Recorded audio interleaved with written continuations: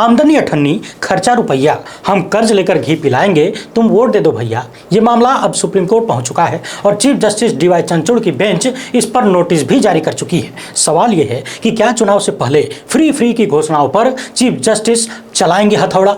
आइए इस वीडियो में बात करते हैं मुफ्त वाली रेवड़ी की। मध्य प्रदेश, राजस्थान और मोदी सरकार, इन तीनों पर तगड़ी वाली चर्चा करेंगे। बात यह भी होगी कि जनता के पैसे से जनता को लाभ पहुंचाना और जनता के पैसे से मोटे मोटे सेठों का कर्जा चुकाना, कौन काम ज्यादा बढ़िया है और कौन ज्यादा जरूरी है, कौन ज्यादा नुकसान पहुंचाता है। उधर सुप्रीम कोर्ट ने बिहार सरकार को तगड़ी वाली राहत दी है, इस पर भी बात करेंगे। संजय सिंह के मामले में एक नया मोड़ आ गया है। आए दिन फटकार सुनने के बाद भी मोदी सरकार की जांच एजेंसियां पांव पसारते हुए नजर आ रही हैं, सिकोड़ नहीं रही हैं। इसके साथ ही बात करेंगे मध्य प्रदेश में आए एक और नए वाले भूकंप की। ये भूकंप राजनीतिक है, प्राकृतिक मत समझ लीजिएगा। सवाल यह है कि क्या एमपी में बीजेपी को घर वाले ही डुबो देंगे? हाल ही में न्यूज क्लिक से जुड़े हुए तमाम लोगों पर छापेमारी हुई थी और यह मामला हाईकोर्ट पहुंचा था, यानी दिल्ली हाईकोर्ट। और अब दिल्ली हाईकोर्ट ने दिल्ली पुलिस की कार्रवाइयों पर जो सवाल उठाए हैं, मंशा पर जो सवाल उठाए हैं, उस पर भी अच्छे से बात करेंगे, उसे ध्यान से सुनिएगा। इन सभी मामलों पर बेहद आसान भाषा में चर्चा होगी, मगर उससे पहले आप सभी से अनुरोध है कि यदि आप मैं पहली बार देख रहे हैं तो फेसबुक पर हमारे पेज को फॉलो और लाइक कर लीजिए। यूट्यूब पर सब्सक्राइब करके वहीं बगल में घंटा है, तुरंत बजा दीजिए। सबसे पहले मुफ्त की रेवड़ी निपटा लेते हैं। याद करिए, कुछ साल पहले प्रधानमंत्री मोदी ने किसी कार्यक्रम में कहा था कि रेवड़ी कल्चर देश के विकास के लिए बहुत ही खतरनाक है, हमें मिलकर इस सोच को हराना होगा और इस कल्चर को राजनीति से हटाना होगा। मुझे जहां तक याद है, प्रधानमंत्री ने यह बातें आम आदमी पार्टी की सरकारों पर तंज करते हुए कही थी। इस पर अरविंद केजरीवाल ने जवाब दिया था कि बच्चों को मुफ्त शिक्षा और लोगों को फ्री में इलाज देना मुफ्त की रेवड़ी बांटना नहीं है, हम एक विकसित और गौरवशाली भारत की नींव रख रहे हैं। इसके साथ ही चर्चा इस बात की भी होने लगी कि जो काम प्रधानमंत्री मोदी खुद भी बड़ी संख्या में करते आ रहे हैं, लगातार करते हैं, और उनकी तमाम राज्य सरकारें भी वही काम दमखम लगाकर कर रही हैं, तो फिर कैसे पीएम मोदी उसी काम का विरोध कर सकते हैं? बहुत सारे लोगों ने यह भी कहा कि चूंकि देश पर कर्ज बहुत ज्यादा हो गया है, प्रधानमंत्री खुद कोई नई रेवड़ी बांटने की स्थिति में नहीं है, इसीलिए अन्य पार्टियों को या उनकी सरकारों को ऐसा करने से रोकने के लिए इस तरह की बातें कर रहे हैं। हालांकि इसके बाद जिस तरीके से गोदी मीडिया ने इस मसले को उछाला था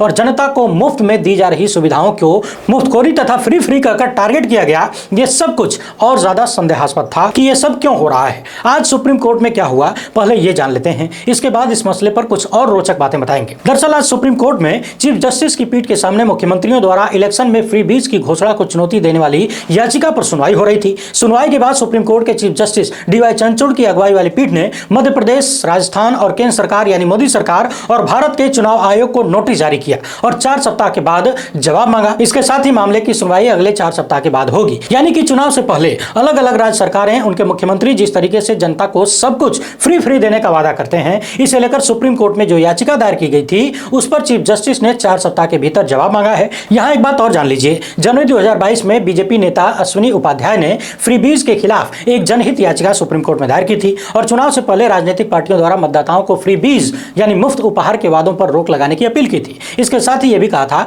कि चुनाव आयोग को ऐसी पार्टियों की मान्यता रद्द कर देनी चाहिए। आगे केंद्र सरकार यानी मोदी सरकार ने भी बीजेपी नेता अश्विनी उपाध्याय से सहमति जताते हुए सुप्रीम कोर्ट से फ्री बीज की परिभाषा तय करने की अपील की थी। केंद्र सरकार ने यह भी कहा था कि अगर फ्री बांटना ऐसे ही जारी रहा तो यह देश को भविष्य की आर्थिक आपदा की ओर लेकर जाएगा। तो सबसे पहले केंद्र सरकार की कुछ योजनाओं को याद कर लीजिए, लेकिन उससे पहले बता दूं कि ये योजनाएं मुफ्त की रेवड़ी कही जाती हैं कि नहीं, कही जाएंगी कि नहीं, ये हमको नहीं पता है। याद करिए, किसान सम्मान निधि को अलग अलग चुनाव से ठीक पहले ये पैसा किसानों के खाते में जमा हो जाता है, क्या ये फ्री बीज कहा जाएगा? बाकी मुफ्त राशन और यूपी चुनाव से पहले किस तरीके से 1-1 किलो के पाउच में नून तेल पैक करके बांटा जा रहा था और उस पर पीएम मोदी तथा सीएम योगी की तस्वीरें छापी गई थी, ये तो आपको याद ही होगा। उस वक्त भी सवाल ये उठा कि जनता के पैसे से नून तेल बांट रहे हैं, बात अलग है, उस पर जो तस्वीर छापने का पैसा लग रहा है वो किसकी जेब से है, ये कौन से ब्रांड का प्रचार चल रहा है? राशन के झोले पर भी बड़े बड़े नेताओं की तस्वीरें थी। नेता कौन थे बताने की जरूरत नहीं है, जिसका खर्चा देश की गरीब जनता उठा रही थी।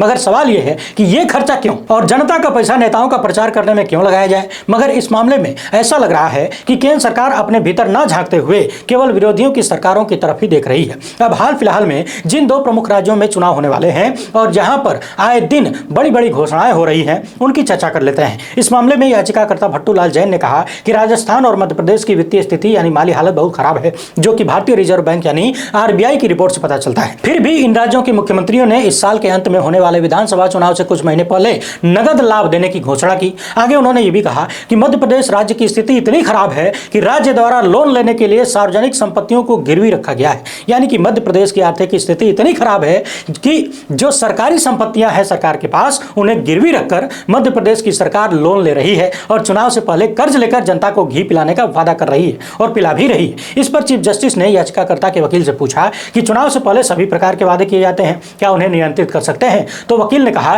कि सार्वजनिक हित क्या है और क्या नहीं है, इसके बीच एक रेखा खींचनी होगी। यानी कि किसी सरकार या पार्टी के वादे में कहां पर जनता का हित है और कहां पर नहीं है, यह स्पष्ट करना होगा। इसके साथ ही सरकारों द्वारा नकदी बांटे जाने को लेकर वकील ने चीफ जस्टिस के सामने इसे बहुत ही ज्यादा क्रूर बताया और यह भी कहा कि आखिरकार इन सब का बोझ टैक्स देने वाली जनता के ऊपर ही पड़ता है। इसके बाद सुप्रीम कोर्ट इस मामले की सुनवाई के लिए राजी हो गया और कहा गया कि राजस्थान तथा मध्य प्रदेश के मुख्यमंत्रियों को हटाकर यहां सरकारों को पार्टी बनाइए, यानी उनके खिलाफ सुनवाई चलेगी। याचिकाकर्ता ने इस मामले में यह भी तर्क दिया कि भारत की संचित निधि यानी कि जो जनता द्वारा चुकाया गया टैक्स है, उसका उपयोग मुख्यमंत्री द्वारा चुनाव से पहले मतदाताओं को लुभाने के लिए, ललचाने के लिए नहीं किया जा सकता। ऐसा करना आईपीसी के तहत रिश्वतखोरी और अनुचित प्रभाव का अपराध है। दैनिक भास्कर की इस रिपोर्ट में देख लीजिए, राजस्थान की वर्तमान सरकार इतनी सारी योजनाओं की घोषणा कर चुकी है, वहीं यदि मध्य प्रदेश की तरफ नजर डालें तो यहां सूची और लंबी है। हाल ही में मध्य प्रदेश के मुख्यमंत्री किस तरीके से रैंप वॉक करते हुए लाडली बहना योजना के तहत 1250 रुपया महिलाओं को देने की बात कर रहे थे, वादा कर रहे थे, ट्रांसफर भी कर रहे थे रिमोट का बटन दबाकर, ये आप सबने देखा। जबकि यदि इन दोनों ही राज्यों की आर्थिक स्थिति पर ध्यान दिया जाए तो कहानी वही है कि आमदनी अठन्नी, खर्चा रुपया। और यदि आर्थिक स्थिति देखनी है तो राज्यों की ही क्यों, डबल इंजनों की देख लेते हैं, यानी केंद्र सरकार की। हमने पहले भी कई बार बताया कि अब तक के सभी प्रधानमंत्रियों ने यानी सभी केंद्र सरकारों ने मिलकर 2014 तक 55 लाख करोड़ रुपए का कर्जा लिया, मगर केवल 9 सालों में ही मोदी सरकार ने 100 लाख करोड़ से अधिक का कर्जा ले लिया। यानी कर्ज बढ़ाकर 3 गुना कर दिया गया मात्र 9 साल में। और इस कर्ज पर टैक्स का हिसाब यदि आप लगाएंगे तो पता चलेगा कि दुनिया के कई छोटे मोटे देशों की जीडीपी भी उतनी नहीं होगी। कमोबेश वही हाल राजस्थान और मध्य प्रदेश की राज्य सरकारों का भी है। एकदम सीधे सीधे आमदनी अठन्नी, खर्चा रुपया वाला खेला चल रहा है। इन दोनों ही राज्य सरकारों की जो आय है यानी जो इनकम है वो खर्चे से कम है, यानी कमाई कम है और खर्चा ज्यादा। अब जब कमाई खर्चे से कम है तो कहीं ना कहीं से तो पैसा जुगाड़ करना ही पड़ेगा और इसी जुगाड़ के तहत आए दिन कर्जा लेना पड़ता है। हाल ही में खबर आई कि मध्य प्रदेश की सरकार ने कुछ ही महीनों में कई बार हजारों करोड़ रुपए का कर्जा लिया है। खबरों के अनुसार मध्य प्रदेश के ऊपर मोटा मोटी 4 लाख करोड़ के आसपास का कर्जा है और यदि राजस्थान की बात करें तो लगभग 6 लाख करोड़ के आसपास कर्जा बताया जाता है। वैसे केंद्र सरकार की तुलना में इन राज्यों के ऊपर कर्ज जीडीपी के अनुपात में बेहद कम है, क्योंकि मोदी सरकार ने पिछले 9 सालों में देश के ऊपर जितना कर्जा लाद दिया है वो भारत की जीडीपी का 57% हिस्सा बताया जाता है, इससे भी ज्यादा है। ये बात खुद वित्त मंत्री ने सदन में बताई थी। जबकि मध्य प्रदेश और राजस्थान की बात करें तो इन दोनों का जीडीपी और कर्ज का अनुपात 1/3 के आसपास है। वैसे यहाँ एक बात और लोग जोर शोर से उठाते हैं कि मुफ्त की योजनाओं पर पैसा खर्च करने से आर्थिक बोझ बढ़ता है। ये बात सही है, लेकिन एक सवाल और है जिस पर ध्यान दिया जाना चाहिए कि इन योजनाओं का लाभ जिसे मिलता है और ज्यादातर टैक्स भी तो वही देते हैं, यानी जनता से लेना है, जनता को देना है। यदि इस तरह की योजनाएं ठीक नहीं है तो फिर बड़े बड़े सेठों का जो लाखों करोड़ रुपया माफ कर दिया जाता है, जो सेठवा पैसा लेकर भाग जाता है, वो कितना ठीक है। सवाल ये भी है कि आम जनता को दी जा रही इन योजनाओं के खिलाफ सुप्रीम कोर्ट में सुनवाई हो रही है, इन्हें रोकने की मांग उठाई जा रही है, मगर सेठों को जो लाखों करोड़ रुपया सरकारें चुटकी बजाकर माफ कर देती हैं, चुपचाप माफ कर देती हैं, इशारों में बड़ा बड़ा लोन पास हो जाता है, उन सब मामलों पर रोक की मांग कब होगी। वैसे यहां एक बात का और हिसाब लगाया जाना चाहिए कि पिछले 10 सालों में केंद्र की सरकार ने जनता के लिए चलाए जा रहे योजनाओं पर कितना पैसा खर्च किया और पिछले 10 सालों में ही धन्ना सेठों का कितने लाख करोड़ रुपए का कर्जा माफ किया गया। और आकलन इस बात का भी किया जाना चाहिए कि देश की आम जनता ने पिछले 10 सालों में कितना टैक्स चुकाया तथा जिन धन्ना सेठों का लाखों करोड़ रुपया माफ किया गया, जिनके नाम सारी संपत्ति की गई, उन्होंने इस देश में कितना रुपया टैक्स जमा किया। क्या आपको नहीं लगता कि इन बातों का हिसाब किताब पूरा किया जाना चाहिए? तभी पता चलेगा कि देश को ज्यादा नुकसान मुफ्त की योजनाओं से है। मुफ्त शिक्षा, मुफ्त स्वास्थ्य, मुफ्त बिजली, लाडली बहन योजना, मुफ्त स्कूटी बेटी 500 में सिलेंडर, चिरंजीवी स्वास्थ्य बीमा योजना, इनको चलाने से ज्यादा सरकारें कर्जे में जा रही हैं या फिर सेठों का लोन माफ करने से? इन सारी चीजों का हिसाब किताब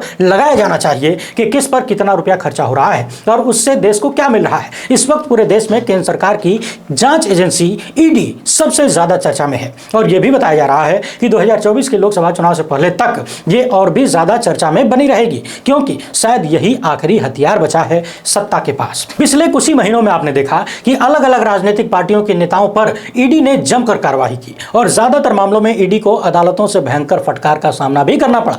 कई बार तो अदालतों ने यहां तक कह दिया कि आपके पास कोई सबूत वगैरह तो है नहीं, जहां मामला नहीं बनता वहां भी मामला जबरिया बनाकर किसी को जेल में ठूस दिया जाता है। बात महाराष्ट्र की हो, तमिलनाडु की हो, पश्चिम बंगाल की हो, छत्तीसगढ़ की हो या फिर दिल्ली की, ईडी का प्रकोप चारों तरफ सुनामी की तरफ फैल रहा है। हाल फिलहाल की बात करें तो आम आदमी पार्टी के सांसद संजय सिंह को ईडी ने गिरफ्तार किया। ईडी ने 10 दिन की रिमांड मांगी गई थी मगर 5 दिन की रिमांड मिली। हाल ही में खबर यह भी आई है कि संजय सिंह के 3 करीबियों को भी नोटिस जारी किया गया है। उधर सुप्रीम कोर्ट में आम आदमी पार्टी के ही नेता मनीष सिसोदिया के मामले में सुनवाई चल रही थी। इस पर सुप्रीम कोर्ट के जज ने कहा कि जिस पैसे के लेन देन की बात की जा रही है वो पैसा कहां है। इसके साथ ही जस्टिस खन्ना ने और जस्टिस SVN भट्टी ने ईडी से पूछा कि आप जो सबूत लेकर आ रहे हैं उनकी कड़ी एक दूसरे से जुड़ नहीं रही है। आपकी दलीलें ऐसा लग रहा है कि अनुमान पर आधारित हैं, यानी ख्याली पुलाव, जबकि आपकी दलीलें सबूतों पर आधारित होनी चाहिए। एक बात और ध्यान देने वाली है, बेंच ने कहा कि आपने जिसे सरकारी गवाह बनाया है यानी दिनेश अरोड़ा, उसके बयान के अलावा आपके पास मनीष सिसोदिया के खिलाफ कोई सबूत है क्या, और यदि है तो वो कहां है। मनीष सिसोदिया को यदि कोई पैसा दिया गया,